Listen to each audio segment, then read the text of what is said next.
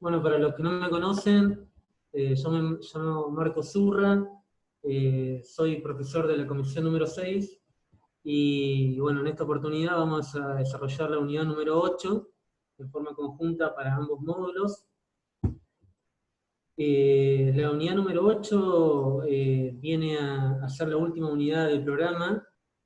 Es una unidad, la verdad, que bastante interesante. Ahora van a ver las implicancias que tiene la discusión filosófica, política, ideológica que posee esta unidad, ¿sí? Lo que subyace en la disputa. ¿Me escuchan bien, chicos, chicas? Sí, pero lo escuchamos.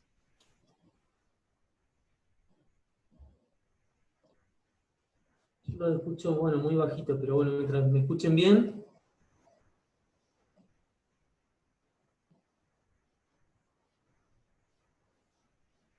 Bueno, entonces, como les decía, la unidad número 8, lo que vamos a ver acá es toda una disputa ideológica, una confrontación de, de- que se relaciona con toda la materia, si bien toda la materia se la vienen leyendo a conciencia, saben que todas las unidades están interrelacionadas.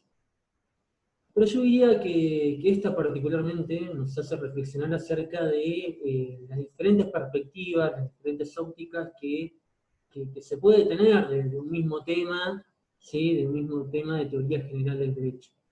Ahora voy a empezar a compartir un pequeño power. Ustedes díganme. Ah, Fede, Sí, te consulto porque me dice acá que no puedo. ¿Me habilitarías a compartir? dale.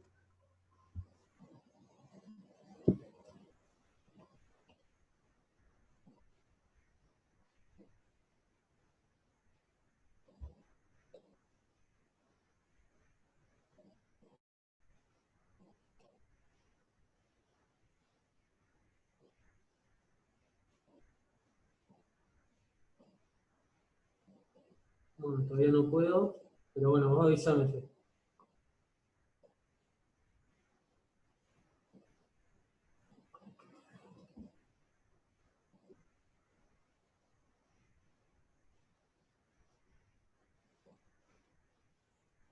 Bueno, vos avísame, Fede. Avanzo entonces. ¿Qué es Perdóname, lo que se va a Marquito. discutir en esta unidad? ¿A qué me estoy refiriendo con esta disputa ideológica? ¿Me No es, escuchás? es nada más y nada menos que la relación entre dos sistemas de regulación social. Hemos visto a lo largo de la materia, y siempre lo venimos remarcando en cada unidad, que la moral, el derecho, la política, la religión, eh, en fin, hay diferentes órdenes de regulación de la conducta humana, es decir, órdenes de regulación social. Lo que vamos a ver en esta unidad, ¿sí? Es las relaciones, ¿sí? Mayor o menor estrechez de esa relación, identificación de esa relación, o una clara distinción, ¿sí? Entre el derecho y la moral, ¿sí? Y vamos a ver que también implicado con esa confrontación, ¿sí? Con esa disputa ideológica, también obviamente que subyace la relación entre el derecho y la política. Tengan en cuenta que la política como actividad social tendiente eh, a ver si puedo ahora, no, no puedo, bueno, denme por favor un segundo que le voy a mandar el PowerPoint a Federico.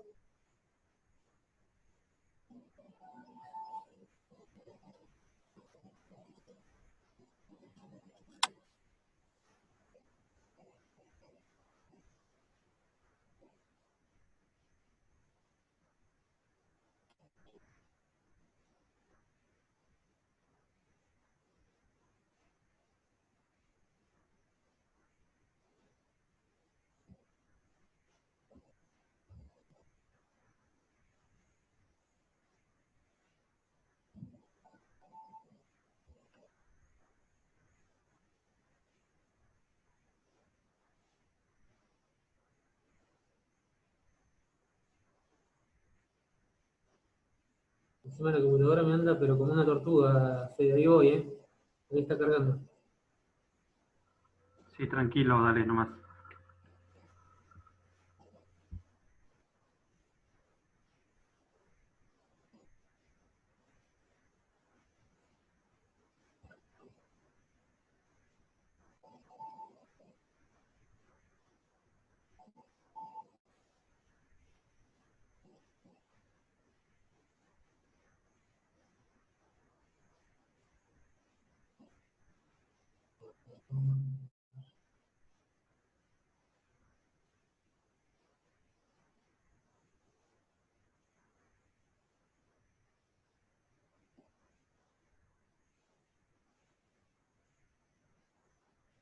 Bueno, ahí se está enviando, Fede.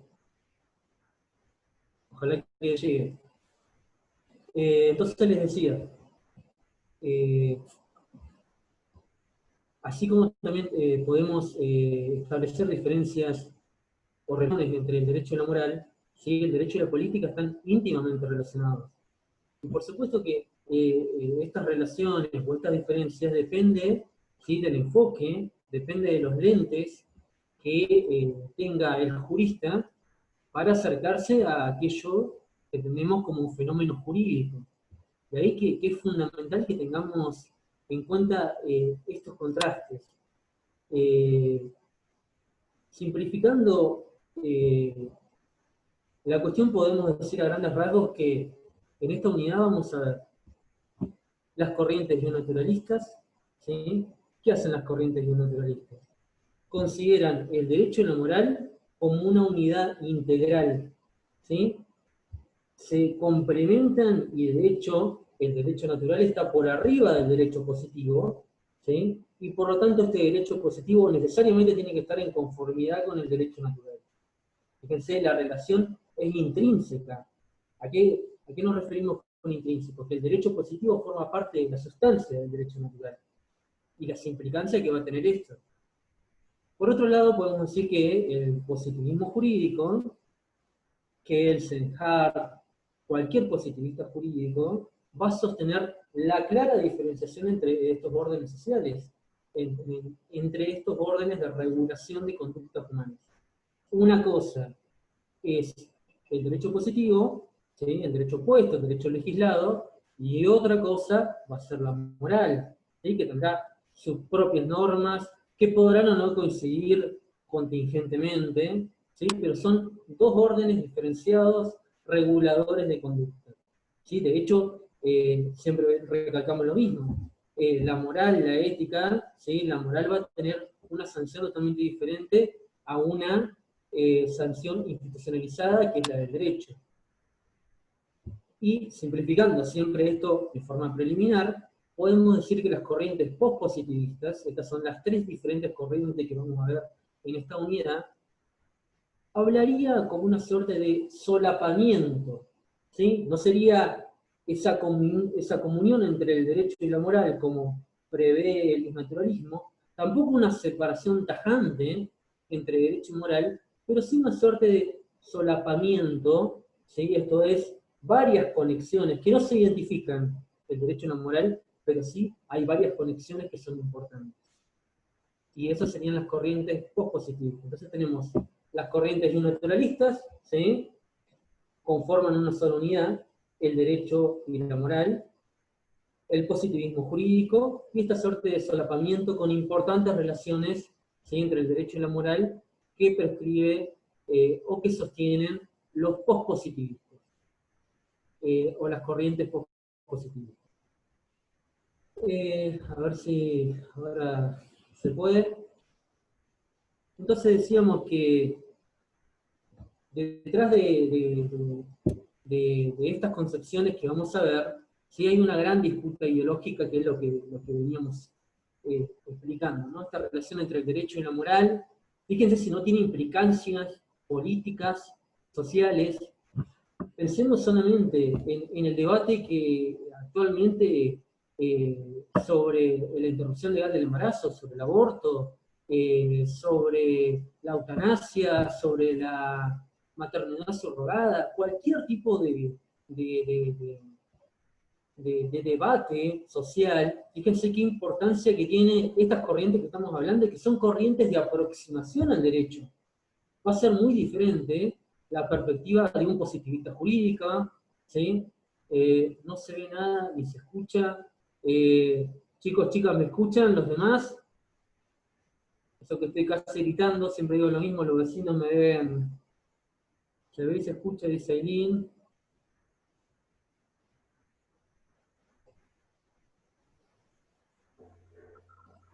Bueno, entonces creo que tal vez sea una falencia particular.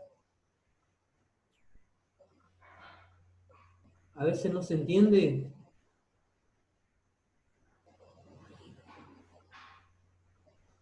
Bueno, gracias, Kelly.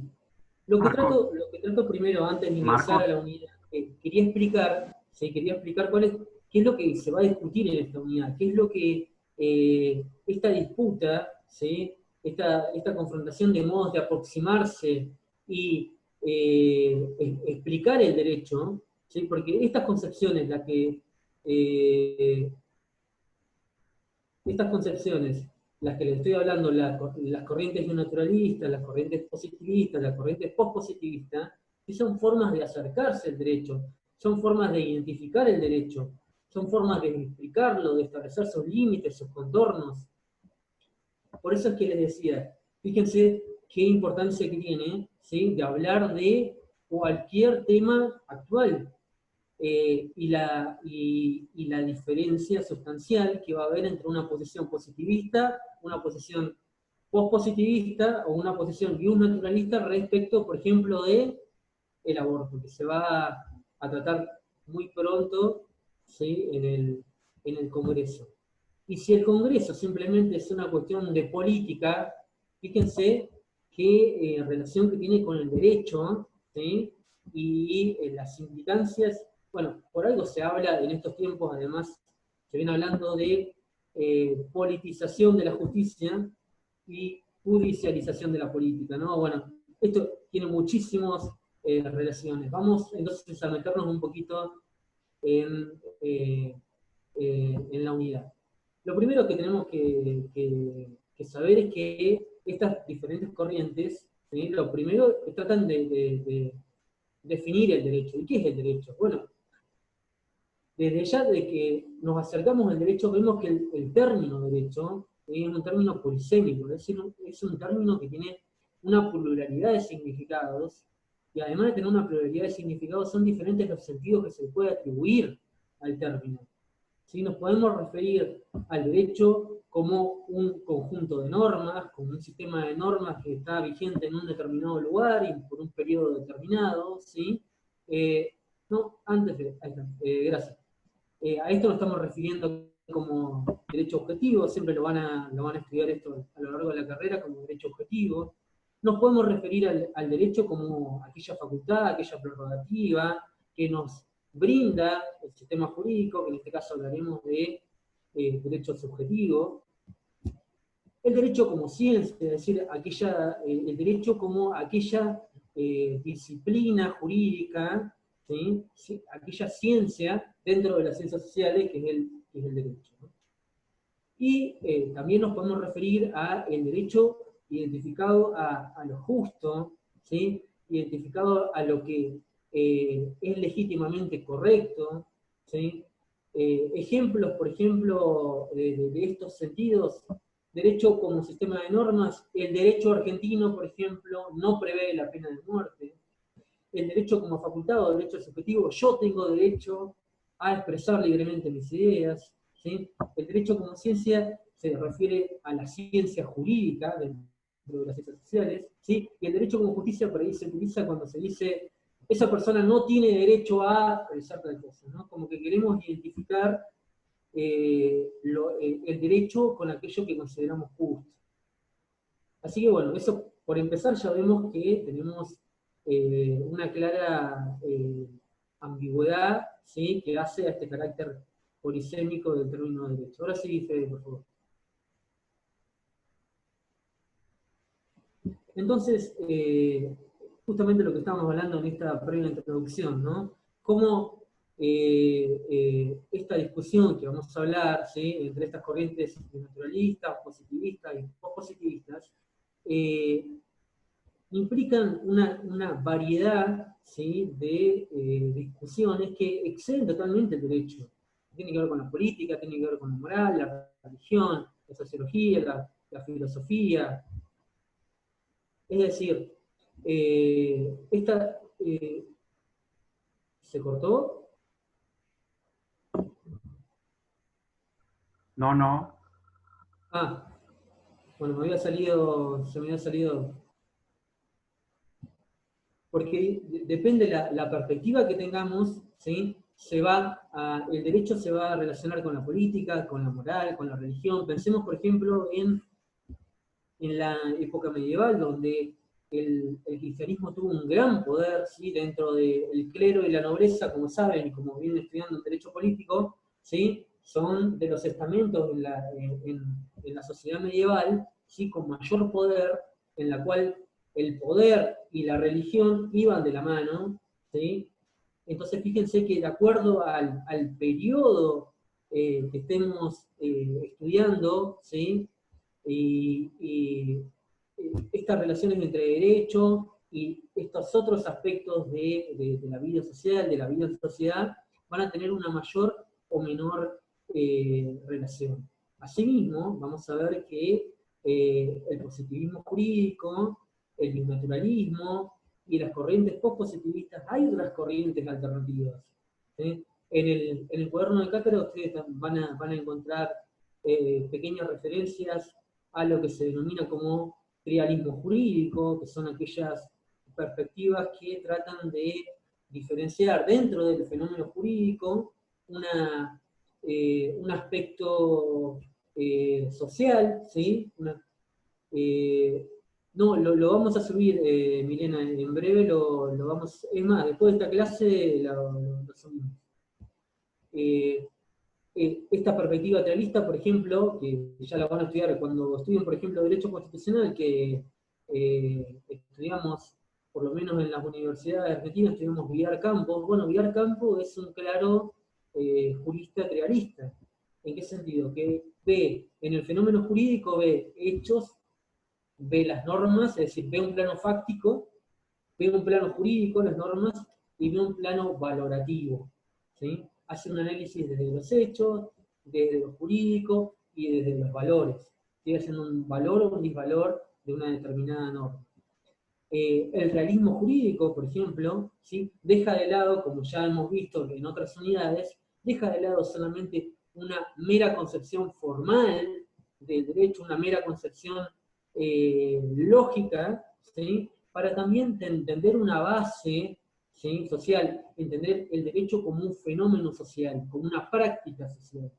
Es decir, fíjense que además de estas corrientes que vamos a ver, que son, vuelvo a repetir, el bisnaturalismo, el positivismo jurídico y el pospositivismo, hay otras corrientes alternativas. Dentro de ellas, y como último, antes de ingresar a caracterizar al bisnaturalismo, ¿sí?, también están las teorías críticas, ¿sí?, del derecho, donde, bueno, las teorías críticas dentro de la Argentina tiene grandes exponentes, ¿sí?, Cárcova, Ruiz y el mismo titular de esta cátedra son importantes referentes de esa escuela, y también hace, a través de sus estudios, una estrecha relación entre el derecho y la política, entre el derecho y el poder, ¿no? Y por ejemplo, esta corriente, ¿sí?, habla de, simplemente quiero señalar este aspecto que me parece fundamental de la teoría crítica, el aspecto paradojal del derecho, es decir, la función paradojal del derecho. Por un lado, ¿sí?, frente a los factores reales del poder, el derecho sirve como instrumento de perpetuación de las desigualdades, ¿sí?, de determinados privilegios, y por otro lado, por el lado de los sectores menos favorecidos, ¿sí?, o en situación de inequidad, sirve el derecho como instrumento, como herramienta de transformación social, ¿no? Este es uno de los tantos aspectos que valoriza la teoría crítica. En otras palabras, fíjense que la forma de abordar el derecho, la forma de aproximarnos al derecho y estudiarlo, va a depender mucho de la perspectiva con la cual nosotros pretendamos acercarnos al fenómeno jurídico. Y esa es la riqueza de esta unidad para terminar de completar, digamos, lo que sería teoría general del derecho 1. Ahora sí pasamos. ¿Alguna pregunta hasta ahí? ¿Se va entendiendo más o menos la discusión? El eje del debate que vamos a ver en esta unidad, ¿sí? En esta primera parte solamente vamos a ver el naturalismo. El eje del debate, ¿sí?, va a ser justamente la relación entre el derecho y la moral. ¿Se entiende bien?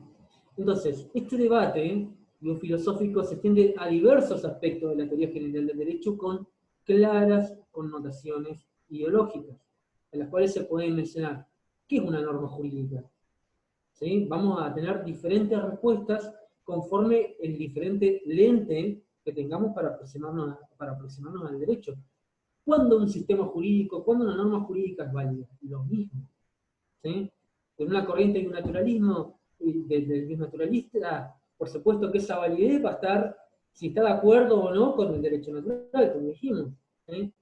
La interpretación y aplicación del derecho. Si estamos hablando que en el derecho existen valores, existe la moral, ¿sí?, rigiendo el derecho, la interpretación y aplicación del derecho y el rol de los jueces va a ser sustancialmente diferente.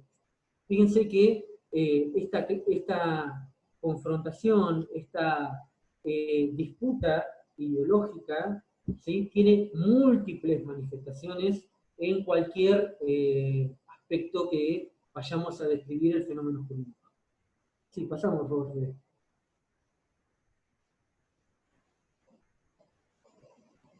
Bueno, siguiendo a Nino y diciéndole de una forma muy simplificadora, ese es el término que utiliza Nino en su libro, se puede afirmar que el naturalismo sostiene que hay una conexión intrínseca entre el derecho y la moral, ¿sí? Es decir, el derecho positivo forma parte de la sustancia del derecho natural, y entre los dos forman una íntegra regulación de la conducta humana. Y por otra parte, el positivismo que claramente disocia ambos órdenes de la regulación social. Por un lado está la moral, y por otro lado está el derecho positivo. Más allá de que por ahí contingente, es decir, en forma accidental, o en forma eventual, existe alguna pequeña relación. También advierte Nino, ¿sí?, ya en las primeras páginas de este capítulo, que tanto los naturalistas como los positivistas hacen como imputaciones recíprocas, ¿no? Se critican de tal manera que terminan generando una caricatura de la otra corriente. Sí, también las vamos a subir a las diapositivas. Una vez que terminemos la clase, vamos a subir esta primera parte. Entonces le decía, y lo mismo me pasó a mí cuando estaba, que le comentaba a Jorge Douglas Price, ¿sí? Al momento de explicar o explicarles a ustedes, tratar de explicarles a ustedes qué es el biosnaturalismo y qué es el positivismo jurídico, yo no podía, por ejemplo, explicar el biosnaturalismo desde lo que me decía un autor positivista.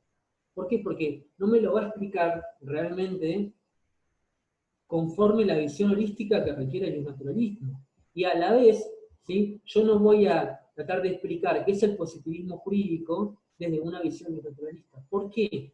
Porque tienen una visión tan diferente del fenómeno jurídico, ¿sí?, y a lo largo del tiempo, y a esto es lo que advierte Nino, se han hecho imputaciones que generan una caricatura de lo que en realidad son cada una de las posiciones. Esto es, determinan diciendo, por ejemplo, el naturalismo, ¿sí?, le imputó, por ejemplo, les pongo un ejemplo, al positivismo jurídico, ¿sí?, los horrores del holocausto nazi, diciendo que la teoría del positivismo jurídico fue justamente lo que le dio, lo que permitió que las leyes nazis, ¿sí?, generaran ese rol pasivo en los jueces. ¿Por qué? Porque la teoría positivista, Marcos, ¿sí? Hace que tengan ese rol los jueces, de mero aplicadores del derecho. Bueno, esa es una Se corta en menos de un minuto. simplista, simplificadora, ¿sí? Que termina de alguna Profe. manera deformando Hola.